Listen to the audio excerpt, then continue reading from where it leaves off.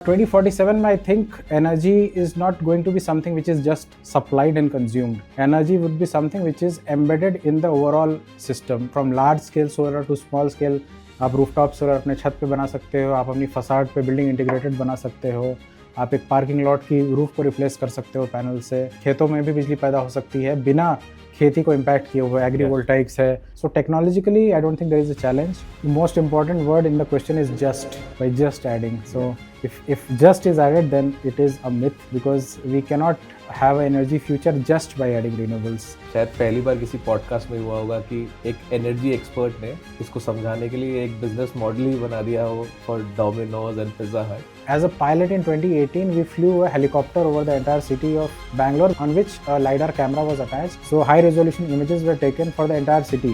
Each rooftop was mapped. We were also able to create the 3D maps of the city. So we knew what is the geometry of each rooftop, what is the height of each rooftop, what is the height of a neighboring rooftop. Now using that, we could, policy is the first step for anything to happen. Energy in 2047 feels like oil and gas, thermal energy and renewables. India के energy transition में 3 steps और एक बहुत ही बेहतरीन journey जो India आज देख रहा है. What happens towards net zero, ये तीनों ही काफ़ी इंपॉर्टेंट है. आज के हमारे विजनरी गेस्ट शांतनु रॉय जो सी स्टेप में हैं, उन्होंने इस जर्नी को खुद देखा है, खुद इस सेक्टर के पार्ट रहे हैं. आज की कॉन्वर्सेशन काफ़ी इंटरेस्टिंग थी इस एनर्जी ट्रांजिशन को जानने के लिए. I really enjoyed this conversation. I hope you will also do. Enjoy the show.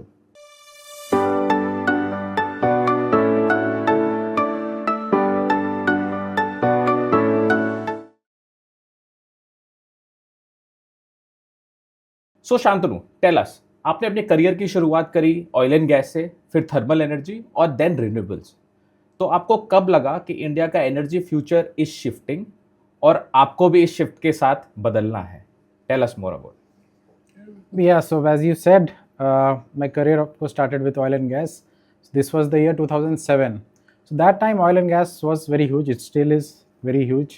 So उस time पे that was the first opportunity, and I got the opportunity to work in one of the biggest plants in the country. और उस समय oil and gas का role बहुत ज़रूरी था, आज भी है.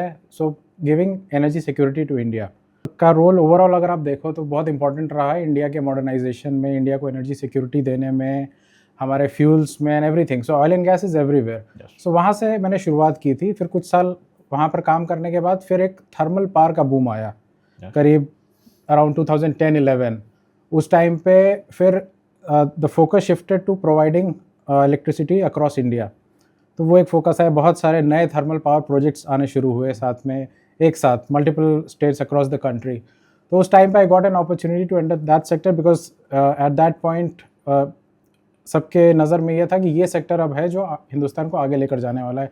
इंडिया का नेक्स्ट फेज़ ऑफ ग्रोथ जो है the thermal power will decide.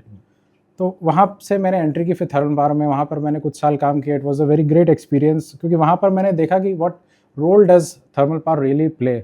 हमारे घरों में जो बिजली आती है, uninterrupted supply, barring a few outages here and there, but जो हमें सप्लाई मिलती है consistent, that has been always because of thermal power.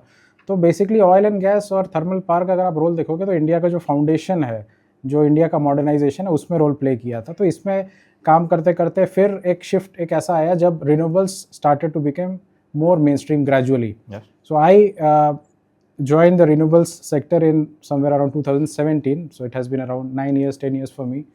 तो उस टाइम पर renewables was just getting started. I mean it was there. 2010 से थोड़ा मोड़ा मेन स्ट्रीम हो गया था, बट उस टाइम पर धीरे धीरे और कमर्शियल हो रहा था और लोग जानना शुरू कर रहे थे. और फिर उस पॉइंट पे ये क्लियर हो गया था that the future will now be on renewables. It may take time, it may take a decade, जो हमें लगा भी है और मेन स्ट्रीम करने में, बट इट हैज़ हैपेंड. तो मेरा अगर ट्रांजिशन भी अगर आप देखो तो it has happened in parallel with how India's energy has transition. तो बिल्कुल ऑर्गेनिक था मेरा भी जो ट्रांजिशन हुआ है from oil and gas to thermal and now into renewables energy, और जिसमें मैं करीब करीब एक डेकेड बिता चुका हूँ. So it has been very natural and not an ideological shift, is I would say something which happened as the market progressed, as opportunities came in front of me. तो उस तरीके से एक नेचुरल ट्रांजिशन हुआ है. और अगर हमें ये बताएं, बिकॉज आपका एक्सपीरियंस काफ़ी थर्मल पावर में भी रहा है, तो ऐसा कोई मिथ जो आप बोल सके कि थर्मल पावर को लोग आज भी मानते हैं पर शायद वो गलत हो? जी, जी, बिल्कुल। मैं 2 मिथ बता सकता हूँ। एक पहला मिथ जो आजकल काफ़ी कॉमन है, स्पेशली उस जनरेशन के लिए जिनको रिन्यूएबल्स के बारे में ही पता है, बेसिकली द यंगर जनरेशन। तो एक मिथ है that thermal power is inherently not something which is good. ऐसा एक मिथ है that it is wrong, it is bad, उस तरह का एक इंप्रेशन है थर्मल पावर का, but that is not the case. You have to see the history. तो जैसा मैंने अभी पहले भी आपको बताया, इंडिया का जो मॉडर्नाइजेशन हुआ है, अर्बनाइजेशन हुआ है, उसमें थर्मल पावर ने एक बहुत मेजर रोल प्ले किया है। उस टाइम पर थर्मल पावर ही ज़रूरी था। उस टाइम पर there were no alternatives, there was no renewable energy solutions easily available, या फिर those were not economically viable. उस टाइम पर थर्मल एनर्जी ने ही सपोर्ट किया इंडिया को। तो वो it cannot be said it is something bad, because it has what made India reach at this particular stage। जब यहाँ सर हम अब ऐड ऑन कर सकते हैं रिन्यूएबल्स को, बट इस पॉइंट तक लाने में थर्मल पावर का एक बहुत बड़ा रोल है। और दूसरा एक और मिथ जो मैं कहना चाहूँगा वो ये है कि it could be shut down overnight. ऐसा भी कुछ लोग को लगता है कि why do we need thermal power anymore when we have so much renewables। that is again incorrect, because it is एक लाइफ साइकिल होती है प्लांट्स की, और these are capital heavy projects. एक पर्टिकुलर लाइफ साइकिल होती है इनकी, तो कुछ डेकेड्स की होती है जो। तो so it is not easy to shift just from thermal to renewables. That is now it should be done. The point is कि हम ग्रेजुअली कैसे शिफ्ट करते हैं, हम ग्रेजुअली कैसे स्केल डाउन करते हैं थर्मल को, ग्रेजुअली कैसे रिन्यूएबल्स को हम स्केल अप करते हैं और इंटीग्रेट करते हैं हमारे ओवरऑल ग्रिड में। तो ये 2 मिथ हैं जो मैं कहना तो चाहूँगा। आपने जो लाइफ साइकिल एक बात करी थर्मल पावर की, तो कैन वी कॉल दिस कि इसका 5 साल, 10 साल, 20 years, what is that life cycle generally? That is more than typically renewables energy project. So renewables में हम टिपिकली 25 साल की बात करते हैं, बट थर्मल पावर प्लांट्स आज भी देखो, बहुत सारे थर्मल प्लांट्स उससे भी पुराने हैं। बिल्कुल 30-40 साल पुराने भी plants. Of course we have to do some kind of repairs एक पर्टिकुलर स्टेज के बाद, और कुछ प्लांट्स को फिर हमें उसका प्रोडक्शन रोक के gradually again we have to shift to other sources. So typically more than a renewables plant, renewables का टिपिकली हम 25 साल बोलते हैं, बट थर्मल का नॉर्मली उससे ज़्यादा ही होता है। So that was wonderful Shantanu. तो अब बताइए, हमारे व्हाट्स द विजन का कोर थीम है इंडिया 2047। तो अगर मैं आज आपसे पूछूं कि आज अगर आप देखें 100 ईयर ऑफ इंडिपेंडेंस एंड एक इंडिया 2047, अगर आप किसी एक इंडियन सिटी में घूम रहे हैं, तो आपका क्या विजन है इंडिया 2047 के लिए, बताइए। Thank you. That's a very interesting question, and I would be, first of all, I would be very excited to where India would be in 2047. First and foremost, if all goes well, we would be a developed nation by 2047। विकसित भारत का जो target है हमारा 2047 का, वो उस साल achieve होगा। और ओवरऑल मैं एक एनर्जी पर्सपेक्टिव से बताऊंगा कैसा होगा, कैसी एक इंडियन सिटी होगी। सो 2047 में I think energy is not going to be something which is just supplied and consumed. Energy would be something which is embedded in the overall system. It is embedded everywhere. So buildings are generating a part of their own electricity, and it is a default. Every building is generating some part of its own electricity. जितनी भी surfaces हैं, facades हैं, rooftops हैं, parking lots हैं, parking sheds हैं, malls हैं, malls के जो roofs हैं या malls के facade हैं, schools के जो roofs या facades हैं, सब कुछ थोड़ी थोड़ी energy generate कर रहा है through solar।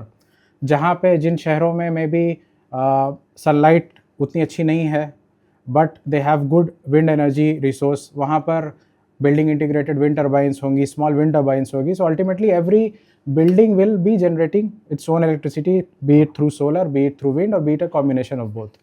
तो ये आई थिंक एक इंपॉर्टेंट पॉइंट रहेगा। And again what it means is energy would be distributed, so it is being generated at different places हर बिल्डिंग पे। दूसरा एक और इम्पॉर्टेंट पॉइंट जो मैं कहूँगा, not related to a city so much, but overall India की अगर बात करें तो agrivoltaics would be a very mainstream solution by 2047।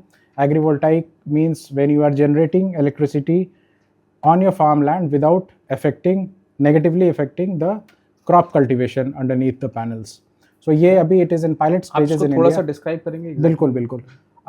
अभी अगर जैसे अगर आप देखो पीएम कुसुम स्कीम है जो कुछ सालों से चल रही है, तो उसमें टिपिकली फार्मलैंड्स में जो सोलर प्लांट्स होते हैं, तो उनका नॉर्मली एग्रीकल्चरल प्रोडक्शन से कोई डायरेक्ट कनेक्शन नहीं हो सकता। हो सकता है वो फार्मलैंड के साइड में कहीं पे लगाए गए हैं, बट उनके नीचे कोई क्रॉप कल्टीवेशन नहीं होता है।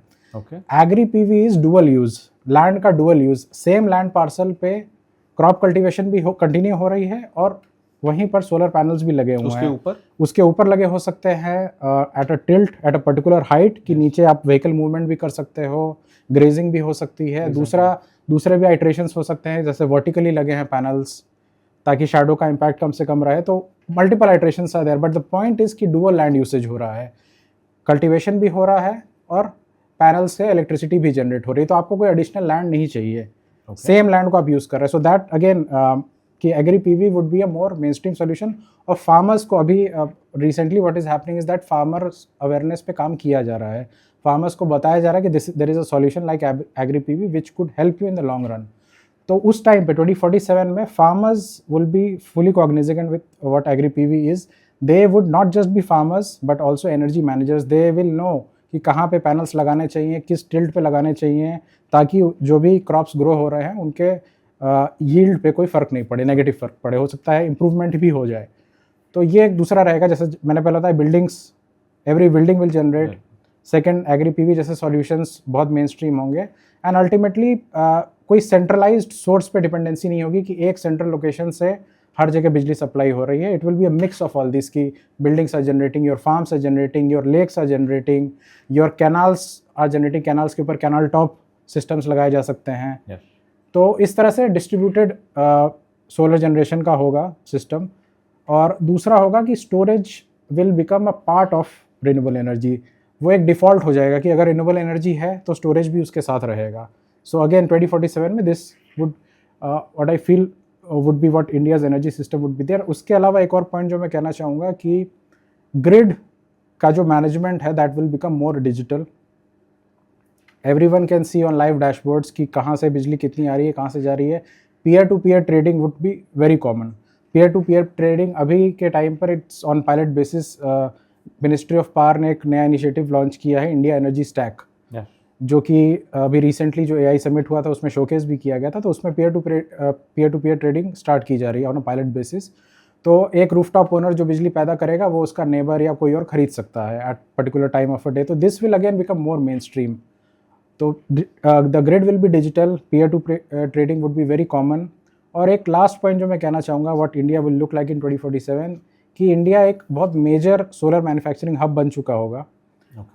अभी we are on the way to it. काफ़ी अच्छा ग्रोथ हुआ है पिछले मैन्युफैक्चरिंग हब। यस, इंस्टॉलेशन तो ऑफ कोर्स हम काफ़ी अच्छा कर रहे हैं, मैन्युफैक्चरिंग में भी काफ़ी अच्छा कर रहे हैं। Maybe not at the same pace at which installation is growing, but उस टाइम पर 2047 तक India will become a global solar manufacturing hub. और उसके साथ साथ solar recycling will also become very as common as manufacturing. तो अभी हम जैसे फोकस है कि हम गीगावाट्स ऐड कर रहे हैं, मैन्युफैक्चरिंग कैपेसिटी ऐड कर रहे हैं, उस टाइम पे 2047 में even recycling will become very common as manufacturing.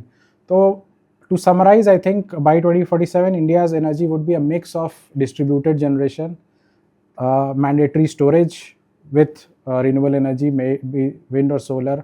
उसके अलावा द ग्रिड इज़ डिजिटल, और उसके अलावा recycling is happening along with manufacturing. तो एक पूरा सर्कुलैरिटी भी रहेगी, जो भी यूज़ हो रहा है मटेरियल लाइफ साइकिल के बाद वापस रिसाइकिल करके फिर से यूज़ होगा। So this is what I feel would India be as a energy standpoint, renewable energy standpoint in 2047। तो आपको लगता है कि इससे कुछ क्लाइमेट इम्पैक्ट भी होगा, या कैन वी से कि इंडिया 2047 में थोड़ा क्लाइमेट कम की, या जो हम ग्लोबल वार्मिंग की भी बात करते हैं वो थोड़ा कम हो पाएगा? जी बिल्कुल। जब हम रिन्यूएबल एनर्जी ऐड करते हैं ऑफ कोर्स, तो हम उतना ही फॉसिल फ्यूल यूसेज कम करते हैं। तो एक डायरेक्ट इम्पैक्ट उधर से ही आता है कि हम ग्रीन हाउस गैस एमिशन को कम करते जाते हैं। That is the whole point of renewable energy, right, that it is more climate friendly. और इसीलिए धीरे धीरे ट्रांजिशन हो रहा है from fossil fuel usage to more renewable energy. तो ऑफकोर्स जितना रिन्यूएबल्स हम ऐड करेंगे उतना बेनिफिशियल है, बट साथ साथ इंपॉर्टेंट होता है कि रिसाइकलिंग का। इसीलिए पॉइंट आता है कि अगर हम यूज़ तो कर रहे हैं और हम बता रहे हैं कि क्लाइमेट के लिए अच्छा है, बट अल्टीमेटली हम जब लाइफ साइकिल ख़त्म हो रही है एक सोलर प्लांट की या पैनल्स की 25 साल के बाद, अगर हम उसे we are not doing, we are dumping it in a unplanned manner, हम सही से रिसाइकिल नहीं करें, then again it is going to harm the climate. तो इसलिए recycling becomes a very important part. दूसरा एक और एंगल इधर है जहाँ पे डिस्ट्रीब्यूटेड सोलर और distributed wind becomes important, climate resilience का। तो जैसे हमने अभी देखा है, बिकॉज ऑफ क्लाइमेट चेंज जो frequency of extreme weather events है वो बढ़ती जा रही है हर साल। तो अगर ग्रिड सेंट्रलाइज्ड रहती है, एक ग्रिड से, एक सेंट्रलाइज ग्रिड से ही पूरे शहर में अगर सप्लाई हो रही है, if there is extreme weather event, तो पूरे सिटी में ब्लैकआउट हो सकता है at some point of time. But if it is distributed micro grids हैं तो that impact would be minimal और सेल्फ हील भी हो सकता है फिर कोई सिस्टम, बिकॉज आइसोलेट किया जा सकता है। तो again with renewable energy more distributed RE हम हमारे सिस्टम्स को और क्लाइमेट रेजिलिएंट बनाते हैं। तो मल्टीपल एंगल्स हैं क्लाइमेट के। It is not just about reducing your green house gas emissions but multiple other things that come with RE if RE is use responsibly. Okay, तो आपने काफ़ी अच्छा बताया if RE use. Let's suppose अब India 2040 में ऐसा क्या होगा जो हमको लगेगा अब तो ये प्रिमिटिव हो चुका है, which we would not see at all ji possibly? जी, बहुत सारी चीज़ें हैं। I think first and foremost would be the concept of city level, जैसे मैंने अभी बताया, city level of power outages. I think 2047 का कोई सिटीज़न कुछ अगर ये बताया जाएगा कि 20 साल पहले ऐसा भी होता था कि कभी कभी पूरे शहर के काफ़ी बड़े एरिया की लाइट चली जाती थी Yes. आंधी तूफान में, तो that would definitely feel primitive in 2047। दूसरी चीज़ एक और बात जो रहेगी कि जैसे मैंने पहले बताया कि 2047 में the grid would be very digital in its nature. लोग ट्रेड कर सकते हैं इलेक्ट्रिसिटी। मैंने रूफटॉप से या मैंने अपनी बिल्डिंग से कुछ जनरेट किया, I could sell it to my neighbour और सम अदर कमर्शियल एंटिटी। तो ये जब कोई 2047 में जानेगा कि ऐसा कुछ होता ही नहीं था 25 साल पहले या 20 साल पहले, again it would feel primitive. And another interesting thing that I could say is कि अभी अगर आप देखो तो रूफटॉप सोलर रेसिडेंशियल रूफटॉप का सबसे बड़ा पुश कहाँ से है? Because of PM Surya Ghar scheme और उसमें जो सब्सिडी मिलती है। बट 2047 में रूफटॉप सोलर और distributed solar will be a part of the system, तो कोई सब्सिडी की ज़रूरत नहीं होगी। तो उस टाइम पे अगर आप बताओगे कि रूफटॉप सोलर अडॉप्शन बढ़ाने के लिए सब्सिडी दी गई थी 20-22 साल पहले, तो it will again feel primitive because उस पॉइंट पे it will become a natural part of the system itself. जैसे मैंने बताया हर बिल्डिंग में सोलर होगा, तो it will be a part of the system. वो अलग से नहीं होगा कि आपको सोलर लगाना है तो अब सब्सिडी मिल रही है तो मैं सोलर लगाऊंगा। आज ज़रूरी है बिकॉज हमें वो अवेयरनेस बढ़ानी है, इसलिए अभी सब्सिडी की ज़रूरत है, so that more and more people are aware, उसका हम लगाएं हमारे घरों पे और हम फ़ायदा उठाएं सब्सिडी का ही नहीं बाकी उसके लॉन्ग टर्म बेनिफिट्स का जो कि 25 साल तक मिलेंगे। तो ये सब शायद 2047 में बहुत प्रिमिटिव लगेगा। और ऐसी कोई चीज़ अगर हम आज बोलेंगे, आज हम of you and me are time travelling है, कोई आज 2025 से 2047 पहुंच गया है, could there be energy shocker that we can see कि ये कैसे हो गया? जी, बस वही जो पिछला आंसर था उसका भी रिवर्स हो जाएगा। आज का आदमी अगर 2047 में पहुंचता है तो वो जब देखेगा कि लोग घरों में बिजली बना रहे हैं और ऐप के थ्रू किसी को भी सेल कर दे रहे हैं, तो it will be a shocker. जैसे मैंने बताया इसका स्टार्ट ऑलरेडी हो गई है, पायलट्स हैव बीन देयर जो इंडिया एनर्जी स्टैक कॉन्सेप्ट के अंदर, बट जिस स्केल पे 2047 में हो रहा होगा, अगर आज से डायरेक्टली कोई टाइम ट्रेवल करके जाता है, it would look like it will be a shocker. दूसरा एक ये भी होगा कि उस बट आपको नहीं लगता कि अगर पीयर ट्रांसफर अगर हम कर रहे हैं, मतलब अगर अब electricity, so have we reached at a stage, मतलब वो ज़रूरत क्यों होगा, मैं ये भी समझना चाहता हूँ। अगर पीयर टू पीयर ट्रांसफर, अगर मेरा डिस्कॉम ये सब कुछ स्टेबलाइज्ड है, रेजिलिएंट है, मेरी लाइट इज़ लाइक 24/7 अगर आ रही है, तो would that even be required? I understand आज एक India energy stack possibly is working towards that, but क्या ये ज़रूरत भी पड़ेगी इसकी कभी? जी जी, ये काफ़ी अच्छा सवाल है। बिकॉज क्यों, अगर हमें 24/7 बिजली मिल रही है तो इसकी ज़रूरत ही क्यों है? तो इसके कुछ फैसेट्स है जो समझने पड़ेंगे। सपोज़ मेरे घर पे रूफटॉप सोलर है और मैं जनरेट कर रहा हूँ इलेक्ट्रिसिटी जो मैं पूरी कंज्यूम नहीं कर पा रहा हूँ। यस। तो अगर नेट मीटरिंग जो मैकेनिज्म है उसके थ्रू ये मेरे इलेक्ट्रिसिटी बिल में एडजस्ट होता है, but I may want to get some additional incentive on it. तो मैं किसी ऐसे यूज़र को सेल करना चाहूँगा जिसको उस पॉइंट पर ज़रूरत है। फॉर एग्जांपल मेरे घर पे सपोज आप मान लो एक रूफटॉप सोलर है और बैटरी स्टोरेज भी है, तो मैं दिन में जो बिजली जनरेट कर रहा हूँ वो बैटरी में स्टोर हो रही है और मेरा उतना यूसेज नहीं है तो बैटरी में स्टोर्ड है। अब मैं इसको सेल कर सकता हूँ because I have those that surplus electricity with me. अब इवनिंग टाइम है, जो इवनिंग पीक होता है, अब मान लीजिए नियर बाई कोई होटल है जिसका डिमांड उस टाइम पे काफ़ी ज़्यादा रहता है। अब वो अगर डिस्कॉम से इलेक्ट्रिसिटी लेता है that it might get at a particular rate, और हो सकता है अगर वो मुझसे ले तो उससे कम रेट पे उसे ईजिली मिल सकता है। तो इसका एक फाइनेंशियल एंगल भी है, और दूसरा है कि डिस्कॉम के ऊपर उसकी डिपेंडेंसी कम हो जाती है। ओवरऑल भी अगर उसका भी इलेक्ट्रिसिटी बिल, बिकॉज उसको जितना कंज्यूम करना उतनी बिजली उसे चाहिए, वो डिस्कॉम से ले या फिर किसी ओपन, अगर पीयर टू पीयर ट्रेडिंग की बात करें तो it becomes a open, electricity becomes a open market commodity, आप कहीं से भी खरीद सकते हो। नो, बट इज दैट कि आज मेरे को अभी 1 घंटे के लिए डिस्कॉम से चाहिए, 1 घंटे के लिए आपसे चाहिए, will that is that something that you are, जब हम बात कर रहे हैं आगे की पीयर टू पीयर ट्रेडिंग की, जब ये फुल स्केल होगा, so that would B an option कि हम अभी से प्लान कर सकते हैं कि मान लो कल हमें मान लीजिए 10 से 11 मेरे घर पे कोई भी नहीं है, जी। बट सोलर लगा हुआ है, या 10 से 12 कोई नहीं है, तो जो इलेक्ट्रिसिटी जनरेट होगी क्यों ना उसे मैं कहीं सेल कर दूँ एक अच्छे रेट पर, तो मैं उसको पब्लिश करूँगा अपने ऐप पे कि मैं इतने यूनिट सेल कर सकता हूँ इस टाइम पे कल, और वो मार्केट रहेगा through apps, it is everything is connected, वो ऐसे सेलर तक, ऐसे बायर तक पहुँचाएगा जिसको उस टाइम पे ज़रूरत है, तो वो वहाँ से डायरेक्टली परचेज कर सकता और है। पॉसिबली इंडस्ट्री के लिए जहाँ पे ये Yes. बहुत ज़्यादा रिक्वायरमेंट जी, होती है जी। या पीक टाइम होगा, तब यस, वो तो लोग बिल्कुल बिल्कुल, मैंने जैसा एक एग्जांपल दिया कमर्शियल एंटिटी होटल, ऐसे जी। कोई इंडस्ट्रियल एंटिटी भी हो सकती है। वाह! तो आपने एक बड़ा अच्छा विज़न बनाया। तो एक ऐसा हेडलाइन अगर मैं कहूँ कि आप देखना चाहेंगे एक न्यूज़पेपर में, आप बैठे हुए हैं और एक न्यूज़पेपर पढ़ रहे हैं, तो what is an headline in 2047 that you want to see? From an energy perspective, distributed energy, so India is the hub of distributed energy. So India has become the hub of Distributed energy, yes, because India as a country uh, has a lot of, you could say, advantages as well as inherent strengths, because India में अगर solar की बात करो आप 300 से maximum country में 300 से ज़्यादा सनी डेज होते हैं एक दिन में, तो जितना सोलर रेडिएशन हमें मिलता है across the year, it is a big advantage for our solar scale up. तो हमको ऑलरेडी वो सब चीज़ें हैं, हम पॉइंट ये है कि हम कैसे यूटिलाइज करते हैं इसको। तो ऑफकोर्स डिस्ट्रीब्यूटेड, जैसे मैंने बोला, एक that would be headline. Then everything is manage digitally, दूसरा हेडलाइन ये होगा। और तीसरा ये होगा कि हम एक हब है, जैसे मैंने बताया था, and we are a circular hub. We are not just manufacturing but we are also end of life पे हम we are recycling it systematically, responsibly, so that it's cycle, हम वापस वही चीज़ें फिर रीयूज़ करेंगे प्रोडक्शन में। बट अगर मैं आपसे थोड़ा अलग तरीके से सवाल करना चाहूँ, तो हमारा जो मीडिया होता है जनरली डज नॉट से the exact same word, but it's a masala headline. How do you think, अगर आप कहें कि इंडिया एक हब बन चुका है, तो उसको कैसे ट्रांसफॉर्म किया जाएगा पॉसिबली इन 2047? या जी, तो I think India is the shining example of how energy is generated, utilized, stored and transferred. वाह, so that makes it a big one actually ना। और ऐसा ही अगर मैं ये कहूँ कि एक हेडलाइन जो आप कभी नहीं देखना चाहेंगे 2047 की, अरे ये क्या है, आज भी ये ऐसा दिख रहा है, तो क्या जी, होगा? तो वो ये रहेगा that we are still dependent on एक सेंट्रल लोकेशन जहाँ से एनर्जी सप्लाई हो रही है और हम सब यूज़ कर रहे हैं। कोई power outages are still common, so ये डेफिनेटली ये वो चीज़ें हैं जो हम नहीं चाहेंगे कि आगे जाकर हो। हम देख चुके हैं कि काफ़ी इम्प्रूव हो चुका है हमारा ओवरऑल सिस्टम, जितने पावर आउटेजेस एक डेकेड पहले होते थे या 2 डेकेड पहले होते थे, तो उससे हम काफ़ी इम्प्रूव्ड कंडीशन में हैं।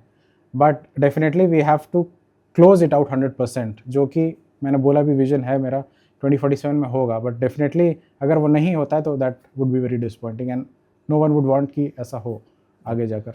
और ये मेरा एक पर्सनल सवाल है, हम हमेशा कहते हैं विकसित Bharat 2047, what is the definition of a विकसित भारत? कैसे डिफाइन करेंगे आप उसे?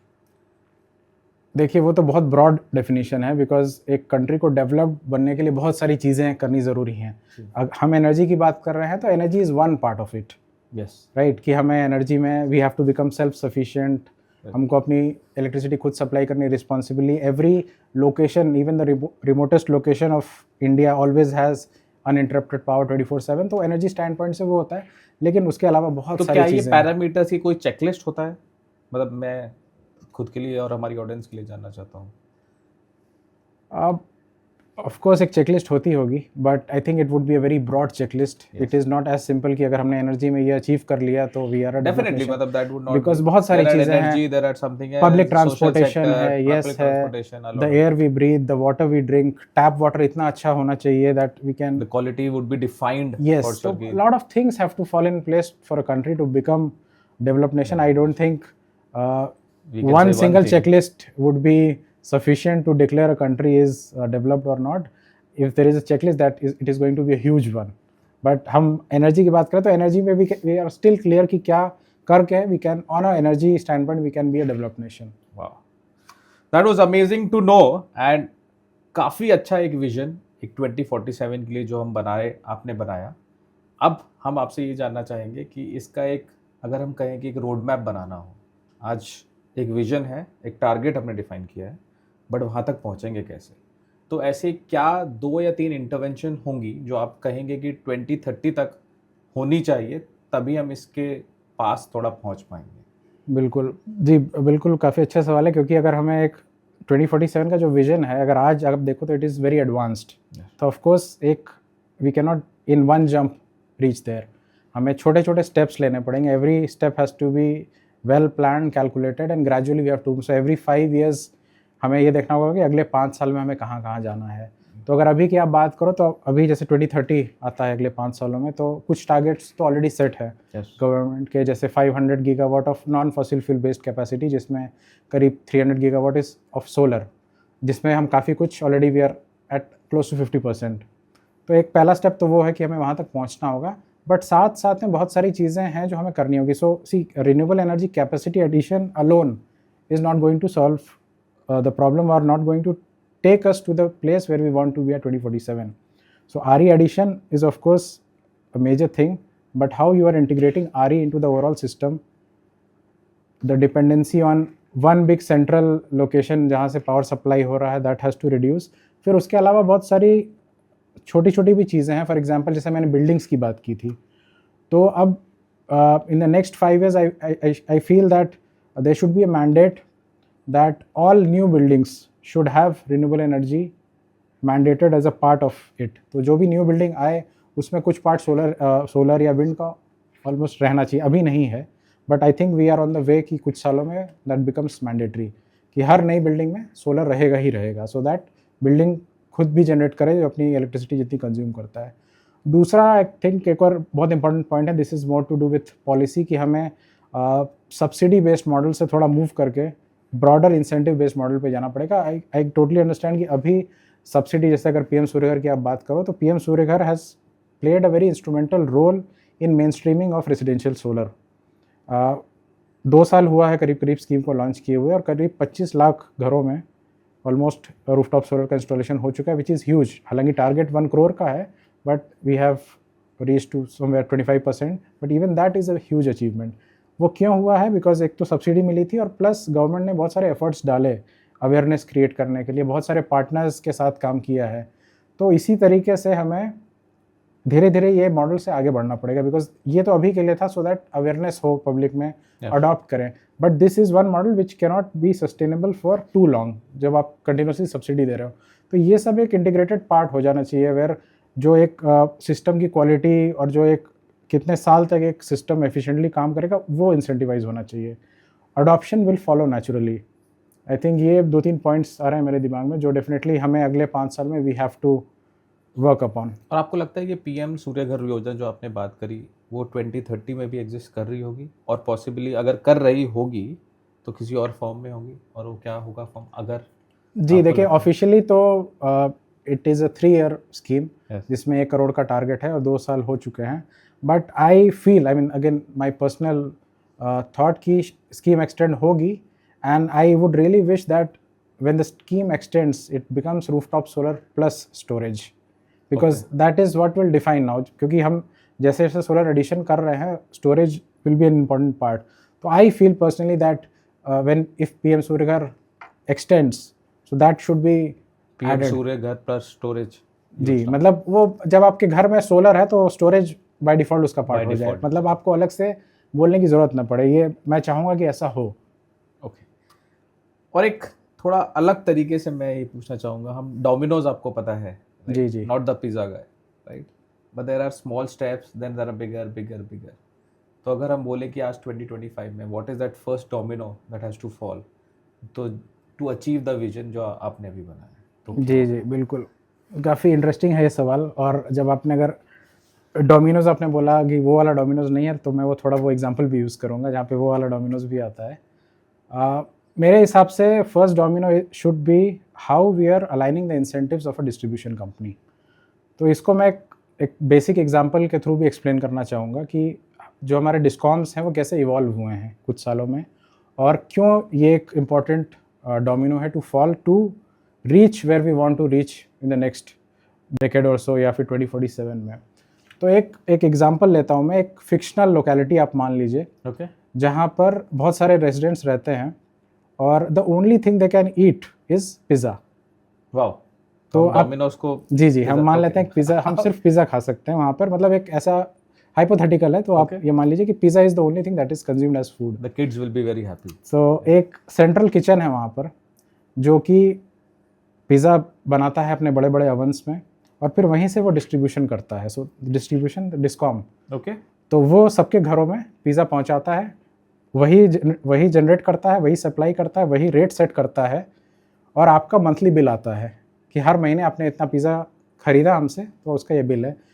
तो ये बिल्कुल वैसा ही है जैसे एक टिपिकल डिस्ट्रीब्यूशन कंपनी काम करती आई थी पहले, कि एक सेंट्रल लोकेशन पे एक जनरेशन प्लांट से बिजली आती है, फिर डिस्ट्रीब्यूशन कंपनी हमारे घरों में सप्लाई करती है, हम जितना यूनिट यूज़ करते हैं फिक्स चार्ज प्लस जो भी नंबर ऑफ़ यूनिट्स हमने कंज्यूम किया उसके हिसाब से हमारा बिल बनता था। तो वैसे यहाँ पे पिज़्ज़ा के लिए है, जितना आपने पिज़्ज़ा आपके घर पे आपने परचेज़ किया तो एक fix charge plus number of pizzas into whatever the rate is. तो ये this is the model with which discoms have been working for very long. पिछले कुछ डेकेड्स में तो ये मॉडल चल रहा था। धीरे धीरे क्या हुआ कि टेक्नोलॉजिकल एडवांसमेंट्स हुए। अब मान लीजिए कि होम ओवन्स मिलना शुरू हो गए हैं, ओके, और इकोनॉमिकल भी हैं, तो कुछ रेजिडेंट्स ने होम ओवन खरीदना शुरू किया। That is like your rooftop solar. Home oven है, हम घर पे खुद अपना पिज़्ज़ा बना रहे हैं, सिमिलर टू रूफटॉप सोलर अपने घर पे लगाए, अपनी बिजली आप खुद बना रहे हो। बट इसमें ऐसा हुआ कि आपने जितना पिज़्ज़ा बनाया अपने ओवन से, अगर आप पूरा कंज्यूम नहीं कर पा रहे हो, सरप्लस हो जा रहा है, तो आप किचन को वापस दे सकते हो, और किचन फिर वो उसको अपनी सप्लाई चेन में यूज़ कर लेगा, वो किसी और को दे सकता है। ये हो गया नेट मीटरिंग। तो रूफटॉप सोलर में भी नेट मीटरिंग होती है। अगर हम ज़्यादा बिजली बनाते हैं जितनी हम कंज्यूम कर रहे हैं, तो जो सरप्लस है वो हम डिस्कॉम को वापस देते हैं थ्रू द नेट मीटर, और वो हमारे इलेक्ट्रिसिटी बिल में एडजस्ट हो जाता है। तो यहाँ पर भी बिल में आपके एडजस्ट हो गया कितना पिज़्ज़ा आपने लिया और कितना पिज़्ज़ा आपने डिस्कॉम किचन को वापस किया इस केस में। तो ये हम अभी पहुँचे रूफटॉप सोलर तक। अब इसमें क्या हुआ कि किचन को ये देखने लगा कि ये तो अब मेरा नुकसान हो रहा है, मैं जितना पिज़्ज़ा पहले बेचता था अब उतना नहीं बेच पा रहा हूँ। तो वहाँ पे किचन का आया रेजिस्टेंस। तो यही सेम सिचुएशन हमने कुछ साल पहले रूफटॉप सोलर में भी फेस की थी। रूफटॉप सोलर जब नया नया था, लोग लेना शुरू किया, तो डिस्कॉम्स का रेजिस्टेंस बहुत फेस किया था, और उस वजह से कई जगह पर रूफटॉप लग भी जाते थे, बट कमीशनिंग अप्रूवल में कुछ महीने लग जाते थे। तो सेम यहाँ पर ऐसा होने लगा कि किचन, अब कोई भी ओवन को ऑपरेट करने के लिए लाइसेंस किचन से लेना ज़रूरी था। तो उस प्रोसेस, आप कह रहे हैं कि जो कमीशनिंग होता है वो भी डिस्कॉम ही करता है? जी। जब हम कोई रूफटॉप सोलर हमारे घर पे लगाते हैं, तो एक हमारा घर पे जो एक मीटर होता है, that is unidirectional meter. Unidirectional का मतलब है कि बिजली आती है ग्रिड से हमारे घर पे, बट जब आप रूफटॉप सोलर लगाते हो, और specially under PM Surya Ghar scheme, तो ये मीटर चेंज होता है और एक बाई डायरेक्शनल मीटर लगता है। बाई डायरेक्शनल का मतलब क्या है, बिजली आ भी सकती है ग्रिड से आपके घर में, और अगर आपके पास सरप्लस है तो आप वापस कर सकते हो। तो डिस्कॉम का अप्रूवल इज़ मैंडेटरी। डिस्कॉम के अप्रूवल के बाद ही आपका सिस्टम जनरेट करना स्टार्ट करता है। तो कुछ साल पहले जब रूफटॉप सोलर नया नया था, तो ये एक बैरियर फेस किया था रूफटॉप सोलर ने। पीएम सूर्यघर के बाद काफ़ी हद तक ये बैरियर अभी क्रॉस हो गया है कि डिस्कॉम्स रेजिस्ट करते थे, बिकॉज उनका ये मानना था कि ये हमारे लिए डायरेक्ट रेवेन्यू लॉस है। तो वो अप्रूवल प्रोसेस में कुछ स्टेट्स में कभी कभी महीनों लग जाते थे।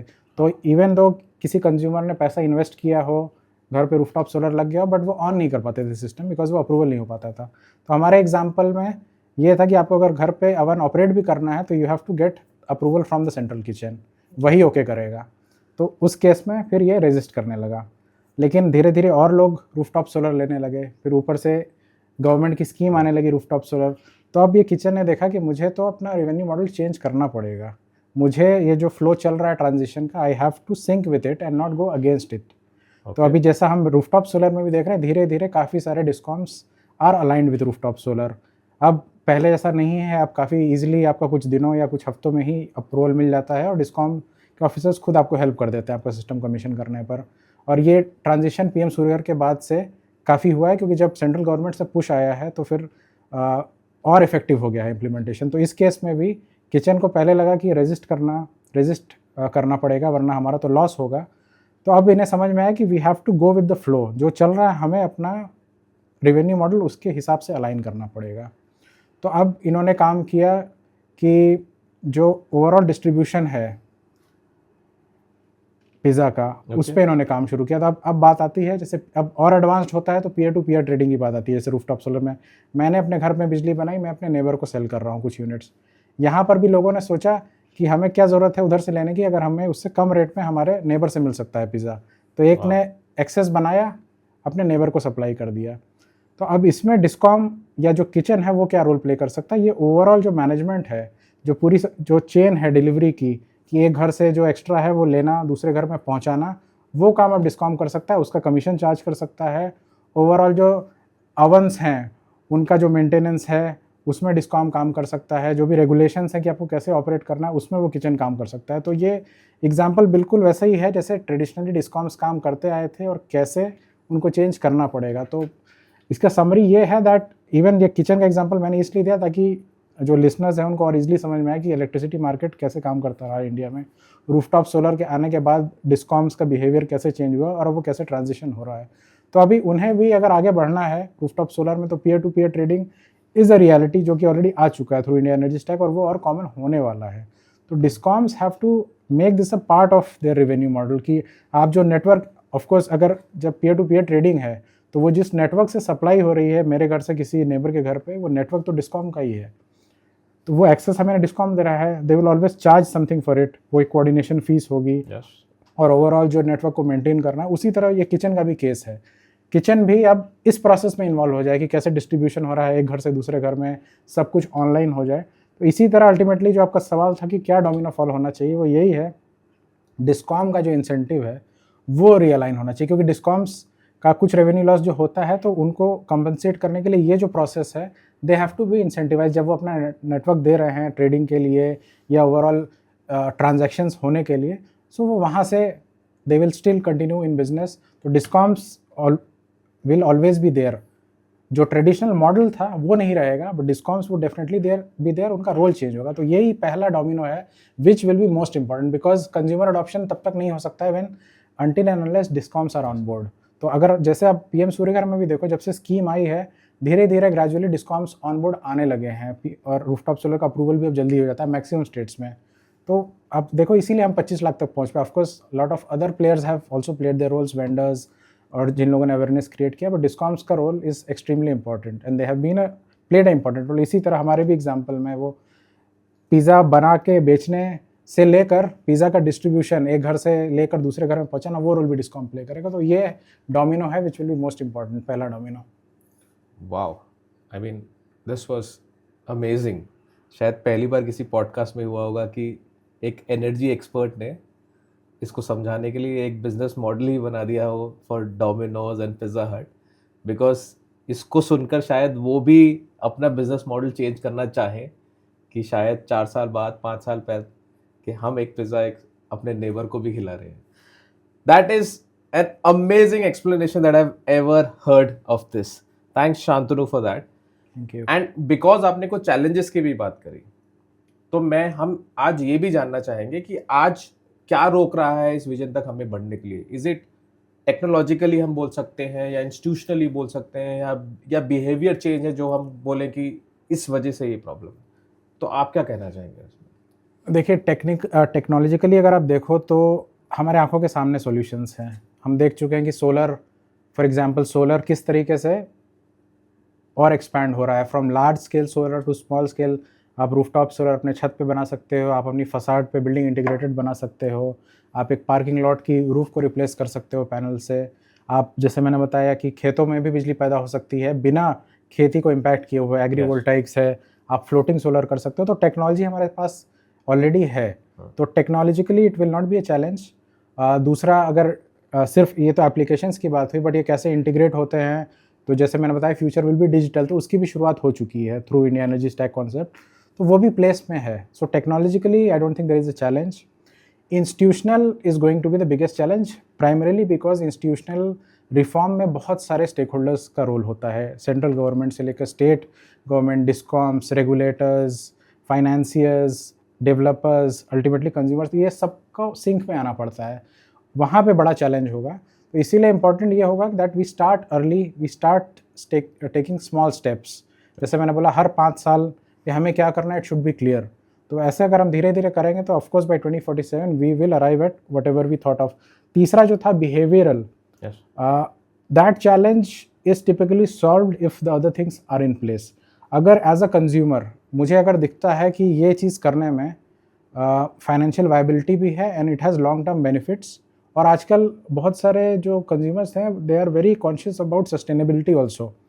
काफ़ी सारे लोग बात करते हैं इसकी, तो अब धीरे धीरे अवेयरनेस हो रहा है। तो पीपल आर ऑल्सो अवेयर कि भाई if I am generating from solar I am contributing a little bit to the environment, to the well being of my environment.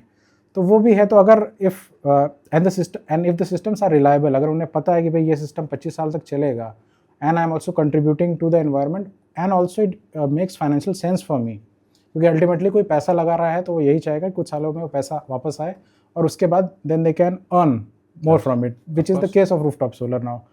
तो अगर ये सब है तो behavioural change is not a big challenge. So I would say primarily it would be institutional challenge because it involves the largest number of stakeholders coming in alignment.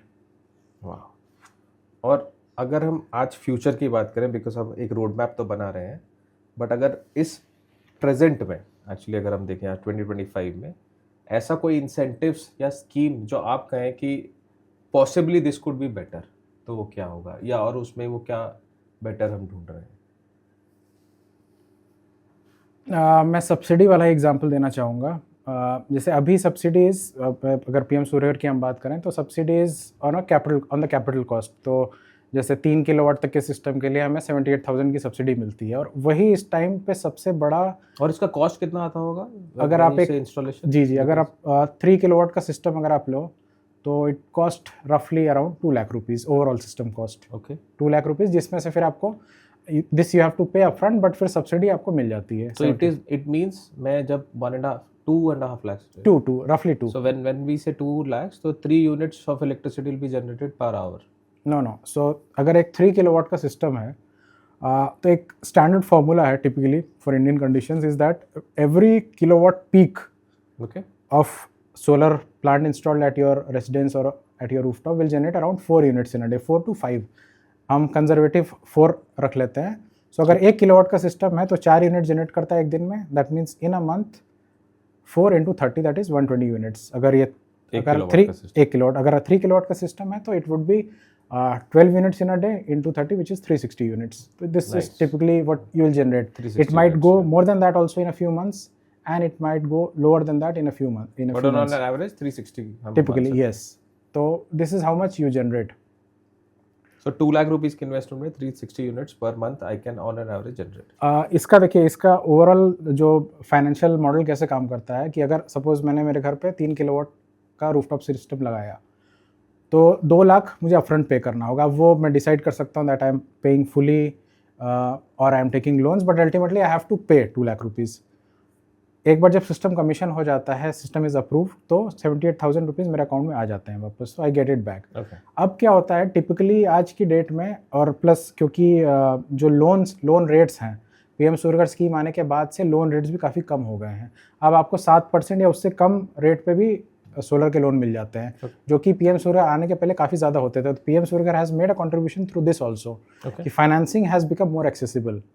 तो अब क्या है कि टिपिकली इतने 6 से 7% इंटरेस्ट रेट पे जब आपको लोन मिल रहा है और एक 3 किलोवाट का सिस्टम 360 यूनिट जनरेट कर रहा है, तो typically in house hold, in a middle class house hold, typically 3 से 4 साल में आपका पे बैक आ जाएगा। So whatever you had invested will be back to you in 3 to 4 years. उसके बाद उसके बाद आपका लोन खत्म हो चुका है, यू डोंट हैव टू पे एनी मोर EMIs। तो उसके बाद जो भी इलेक्ट्रिसिटी जनरेट हो रही है, that everything is an income for you, जो भी आप एक्स्ट्रा जनरेट कर रहे हो बेसिकली। सो इसका बिजनेस केस इसलिए बहुत स्ट्रांग हो जाता है क्योंकि पे बैक पीरियड 3 से 4 साल में ही आपने जो इन्वेस्ट किया था। ओके, उसके बाद आप जब तक भी उसको यूज कर जी, जो 25 साल की लाइफ साइकिल है, तो चौथे साल के बाद से जो भी सरप्लस एनर्जी है that you are simply selling, तो आपका इलेक्ट्रिसिटी बिल उतना कम होता ही रहेगा। तो इसकी में हम फिर क्या डिफरेंस आप कहना चाहते हैं? जी, तो अभी क्या है कि अभी ये सब्सिडी देना बहुत ज़रूरी था, क्योंकि जैसे मैंने पहले ही बताया, क्योंकि अभी हमें अडॉप्शन बढ़ाना है, हमें अवेयरनेस बढ़ाना है। बट यही मॉडल कंटिन्यूसली नहीं चल सकता, क्योंकि आज की डेट में अवेयरनेस कम है, बट 4 साल बाद एवरीवन विल बी अवेयर कि rooftop solar is there and it is a very good solution. तो इंसेंटिव्स वहाँ से हटने चाहिए प्योर केपेक्स से। It should be more about कि सिस्टम कितना अच्छा कोई इंस्टॉल कर रहा है, वो कितना परफॉर्मेंस दे रहा है, परफॉर्मेंस बेस्ड इंसेंटिव होना चाहिए। दूसरा एक और चीज़ जो मैं टच करना चाहूँगा वो ये है कि आज के डेट में most of the orders are given on lowest cost basis. तो उसमें क्वालिटी का कंसिडरेशन ऐड करना इज़ एक्सट्रीमली इंपॉर्टेंट, क्योंकि हम कोई ऐसा एसेट नहीं खरीद रहे हैं जो 2-3 साल या 5 साल चलाना है, हमें 25 साल चलाना है। सो शॉर्ट टर्म विजन बिल्कुल नहीं होना चाहिए, हमें लॉन्ग टर्म विजन ही रखना चाहिए। It should not be just about saving upfront cost, but हमें लॉन्ग टर्म का क्या बेनिफिट्स है उसके ऊपर। तो quality of the system becomes very very important, not just what the upfront cost is. तो incentives should be related to the quality of the system also in a way. So thanks Shantanu, काफ़ी अच्छा vision था, काफ़ी अच्छा road map था वहाँ तक पहुँचने के लिए। हमने जाना कि क्या चैलेंजेस आज भी हमें रोक रहे हैं और किस स्टेप्स या इंटरवेंशन की ज़रूरत है हमें वहाँ तक पहुँचने के लिए। Now we want to give you a break. We have a fun segment in what's the vision, it's called the pot play. हमारे पास कुछ सवाल हैं और हम चाहेंगे उसके आप काफ़ी मज़ेदार आंसर दे सकें। तो हम स्टार्ट करते हैं। इस सेगमेंट को हम कहते हैं द एनर्जी चेस। तो फास्ट डिसीजन लेने हैं हमें, लॉन्ग एक्सप्लेनेशन नहीं चाहिए, one sentence max is what you can say. तो पहला, मेरे पास दो ऑप्शन होंगे, उसमें से आपको एक चुनना है और उसका एक एक्सप्लेनेशन दे सकते हैं। तो वन जाइंट रिफॉर्म या फिर 100 small fixes, what's better? Very interesting. I would say 100 small fixes. Okay, और एक लाइन में अगर आप उसको- बिकॉज हम जब बात कर रहे हैं, मेरा डिस्कशन का फोकस काफ़ी कुछ रहा है डिस्ट्रीब्यूटेड के ऊपर। Yes. तो इट इज़ नेवर अबाउट कि एक जगह कुछ किया हमने और उसके ही रिपल इफेक्ट्स हर जगह रहा, but you act at every place based on what is needed for that place. True. Subsidies or smart pricing? Smart pricing. Okay. Ambition or discipline? I think a mix of both is needed because just having ambition is not going to help you, but discipline with ambition is what is needed. So both. दोनों चाहिए। Okay. Speed और stability? I think I would give a little edge to stability. Speed is also extremely important with the targets that we have set, but I think stability along with speed, and stability being preferred. Wow. Perfect design or fast execution? perfect design, because fast execution never promises that everything will go down well, because that also is a problem. If you execute something fast without taking care of the quality, then ultimately you are looking at something which may not work after 5 years. So quality is extremely important. I already You've have spoken put about more it. focus on that. Yes. Yeah. Transparency or control? Transparency, because the future is no longer about control. As I said, when it will be digital grids and everything, it has to be a transparent system where a user can see how much they are generating, how much they can sell, and to whom. So for all that to happen, it has to be a very transparent system. Disruption or evolution? Evolution, because I feel things have to happen gradually. So we have to evolve from where we were at certain point of time. The example that I gave of pizza and how discoms work, so that is again an evolution which has happened gradually. So that is what we have to also, and I mentioned earlier also, 5 years at one time. Yes. Move slowly, but move towards a goal phases. in sync. Okay.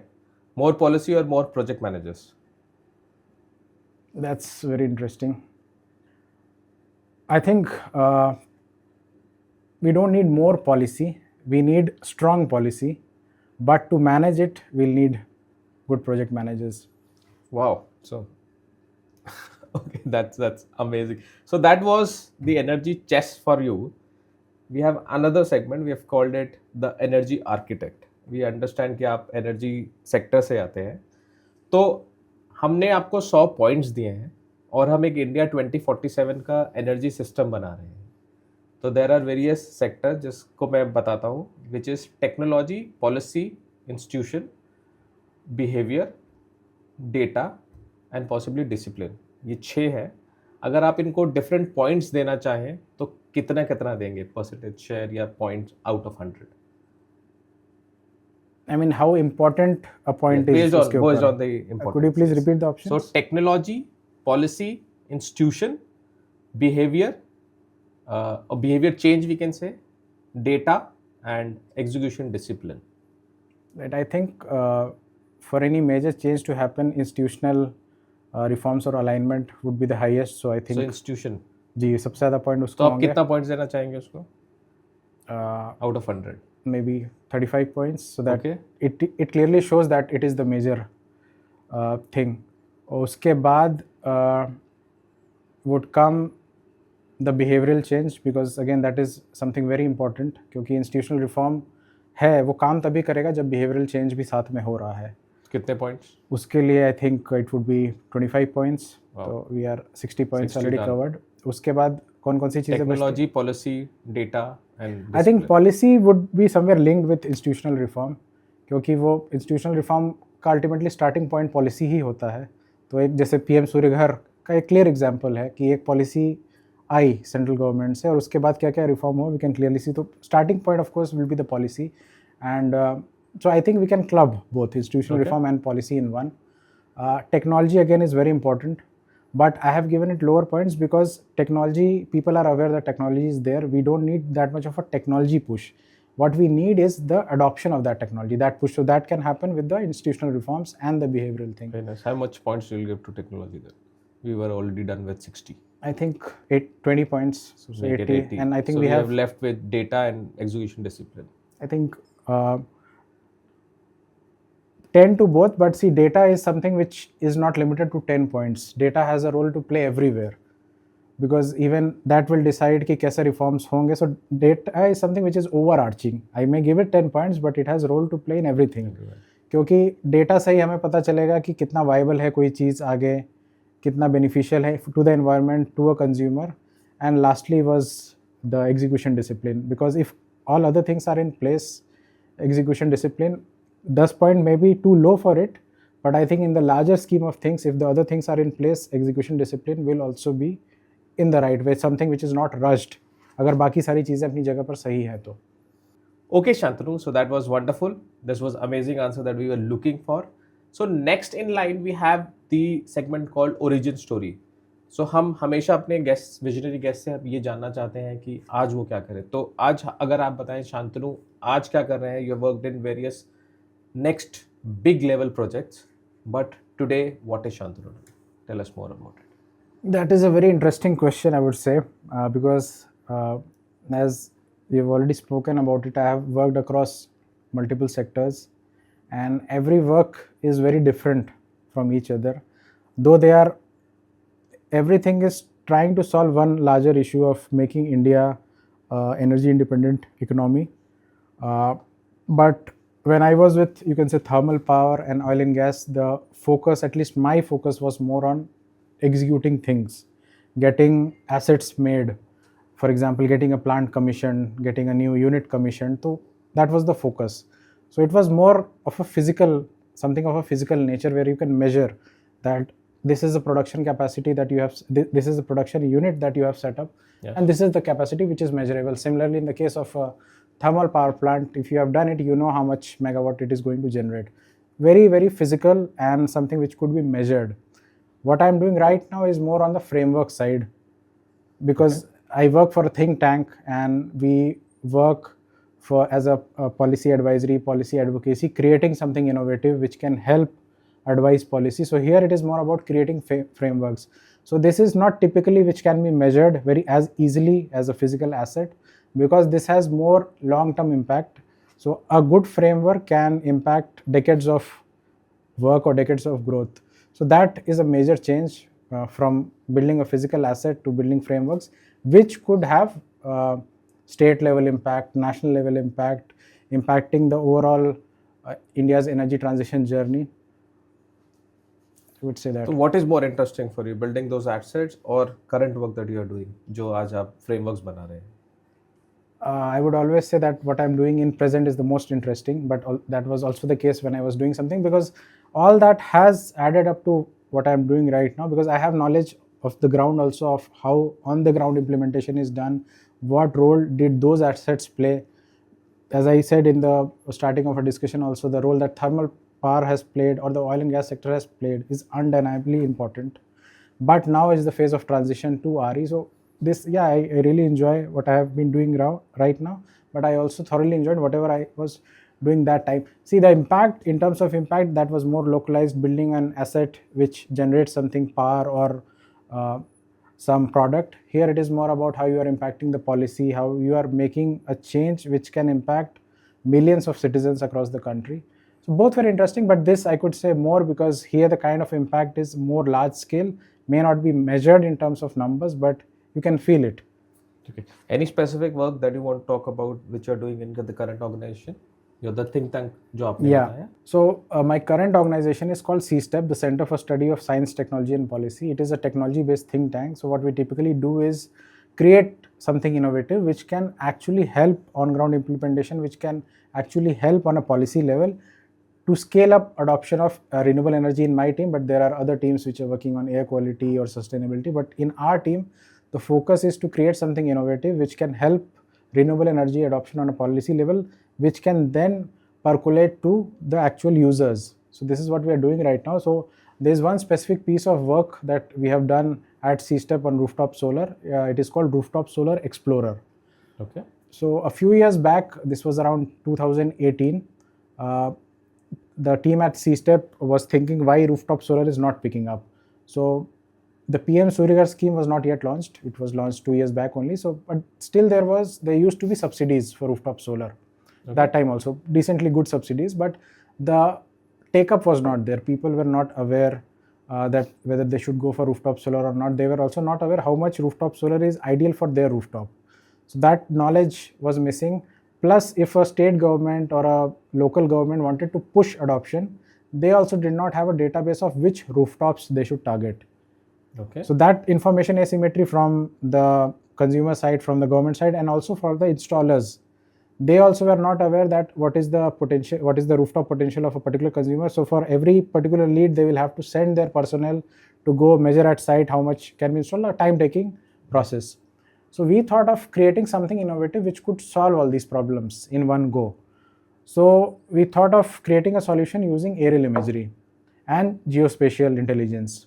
So what we did was started as a pilot in the city of Bangalore, was capturing the entire city through high resolution images using aerial imagery. So this is more of the terrace areas that you are Yes. calculating? Yes. So as a pilot in 2018, we flew a helicopter over the entire city of Bangalore, which was attached on which a LiDAR camera was attached. Wow. So high resolution images were taken for the entire city, so which was more than 1,000 square kilometer area.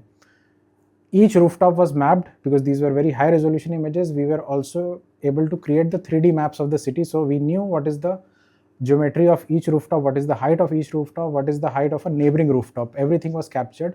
Now using that, we could then calculate that in a rooftop which places are best suited for panel placement, because we on each rooftop we divided the rooftops into small grids. We did radiation analysis, how much solar radiation is falling. We also did shadow analysis because it was a 3D model, so we could know that if this is a roof, this is a neighboring roof, so at what times of the day this building will cause an impact on the roof. So with this, we knew that which grids on a rooftop are best suited for panel placement. All this is done in the back end. Now how a user can use it. So this is done across commercial building, residential, everything? Yes. Okay. So it is a city level thing. Now what we did was, this exercise was done and a portal was developed in conjunction with the distribution company of Bangalore. A portal was created for consumers where they could log in using their electricity bill number. They would be taken to their roof or nearby their roof depending on their location details, which is fetched from the DISCOM's database. It might be very accurate sometimes, and sometimes it might be near their rooftop. They have to then confirm their rooftop. Once they confirm their rooftop, then it will generate from the backend that how much this user is consuming, electricity consumption. Okay. Now why this is important, because you might have a very big roof, but if your consumption is very small, then ideally you don't need a rooftop system which is huge. The best case is typically to offset whatever you are generating. So if you are whatever you are consuming, so typically if you are consuming 300 units in a month, best case for you is to generate 300 units, so that you don't take anything from the grid, you don't supply anything to the grid.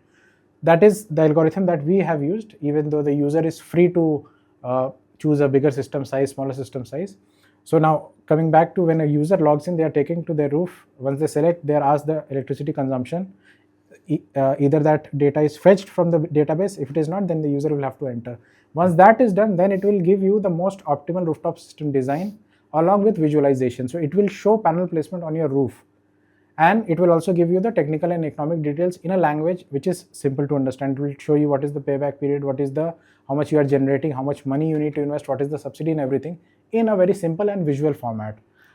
Now this was done, and now why this was done in the first place, because we saw that when a visualization is shown to a consumer that on their roof this is how the panel placement is, this is how it will generate, the interest level goes from here to here.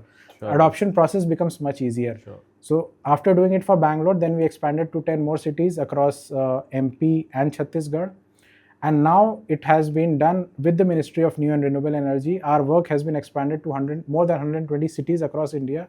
And this entire thing is integrated in the PM Surya Ghar portal. So when as a consumer you log in, you get an option to check your rooftop viability through an option.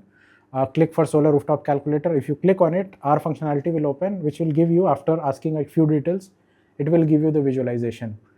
So we have seen that when a user typically sees it, the interest level, the confidence grows up. And now this functionality has also been made available into the vendor login. So more than typically the consumers, it is the vendors who log in to the portal. And now a vendor will have, say, 20 consumers at a time. Yes. So they can simply run it for multiple consumers. They can see how much potential of rooftop solar is at each consumer's rooftop, and they can then segregate or divide which roofs are viable or not. So this is being done. This is one work which we are really proud of, because which started as a pilot in the city of Bangalore, expanded to 10 cities, and now it has been expanded pan India, and it is a part of the PM Surya Ghar portal. True. Even if I am thinking, मैं as an individual काफ़ी अलग होगा मेरे लिए अगर वो visualisation मिल जाए कि मेरी टेरेस पे इस तरीके से लगने वाला है.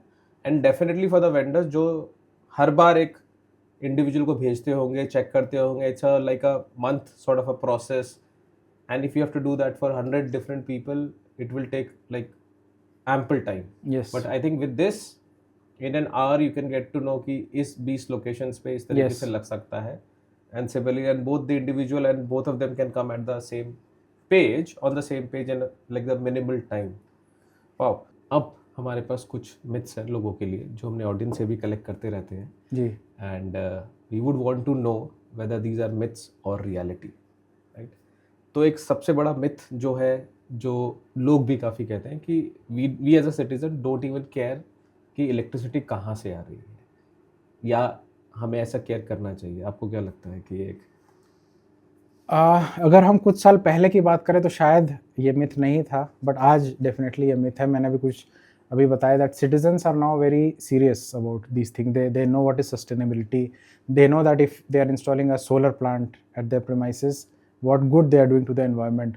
So it is, I think, in today's date and age, it is a myth. People are well aware of all this, that from where the electricity is coming.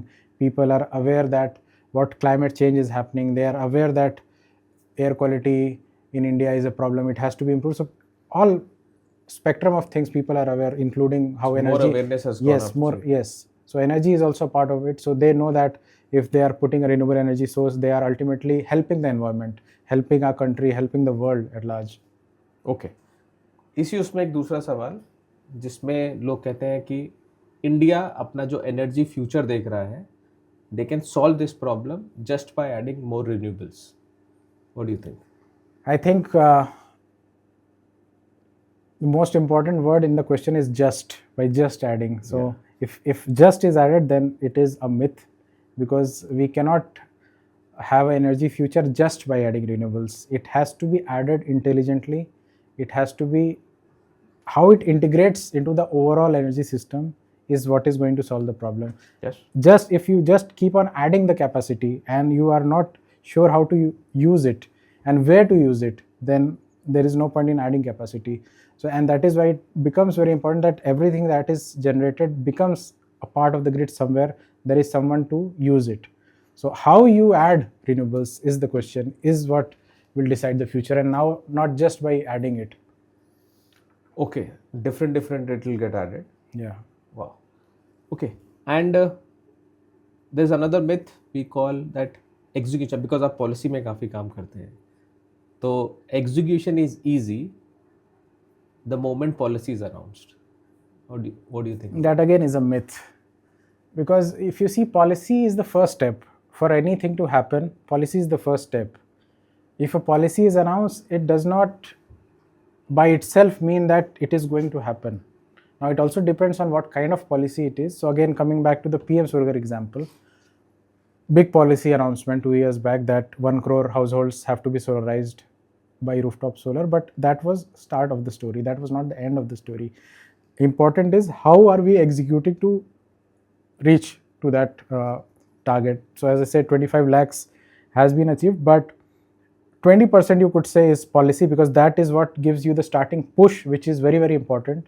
And then 80% is how you execute it. So in the case of PM Surya, I did mention multiple players coming together, from governments to distribution companies to the installers to consumers to people who are working on creating awareness. So all of them combined, their efforts have resulted in where we are at today, and we'll also take it forward from there.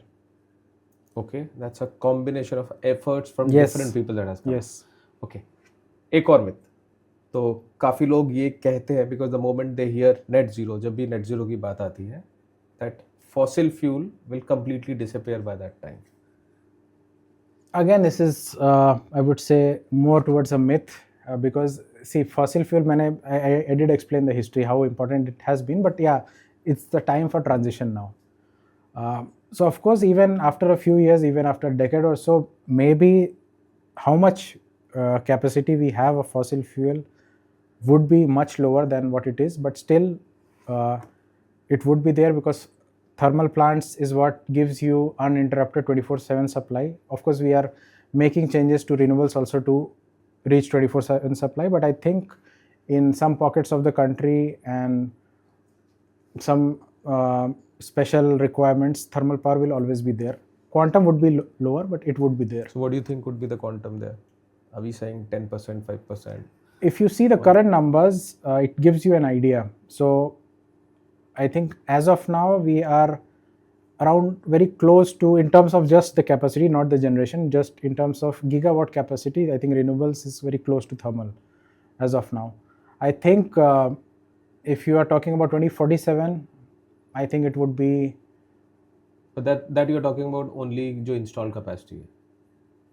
whatever is working at that Working, point of time, okay, yeah. right? So if we take if you're talking about 2047, I think it would be somewhere around maybe 85, 15, 85 being renewables, 15 being fossil fuel. Okay. और one more thing, अगर हम energy independence की बात करें, that India की energy independent हो जाएंगे या ऐसे, so will that mean that we are not dependent on anyone else for that energy? India, no, I don't think that is entirely correct. Independence would essentially mean that we are self-sufficient, right? We may still have partnerships to make us self-sufficient, but it does not mean that we are an isolated country or an isolated system. We will still may have some good partnerships with even some foreign countries for some technologies or things like that. We would be self-sufficient in a way that we are manufacturing our own products, we are generating our own electricity, consuming it, but it is not something we are in one box which is closed. The doors are still open for technological collaboration, etc. So yeah, I think not an isolated system, but more of a still a collaborative, but we can manage a majority of our things on our own. So amazing myth busting session. काफ़ी अलग अलग चीज़ें, नई चीज़ें जानने को मिली. But now this brings us to our final segment, the FAQ segment, the rapid fire round. तो शांतनु, हमारे पास कुछ अच्छे सवाल हैं और हम एक्सपेक्ट करते हैं great answers from you. We also have a what's the vision gift hamper, अगर आप उसके अच्छे सवाल दे सके तो. Okay, so let's start. Choose one among this, thermal transition or renewable acceleration? I think it's a mix of both, because renewable expansion is kind of connected with the transition of thermal energy. So both together, in hand. Okay. Regulation or market signals?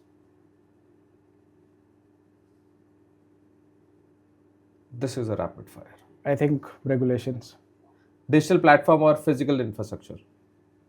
The future is going to be digital, so yes, digital. Floating solar or building integrated system? Actually both, but because of the quantum of buildings that we have and we are going to have, it is building integrated, which has much higher potential. Okay. Next we have just one word answer that we require from you. So, ready? Yeah. India's energy story today. One word. Booming. Biggest blind spot? Integration. Most underrated lever?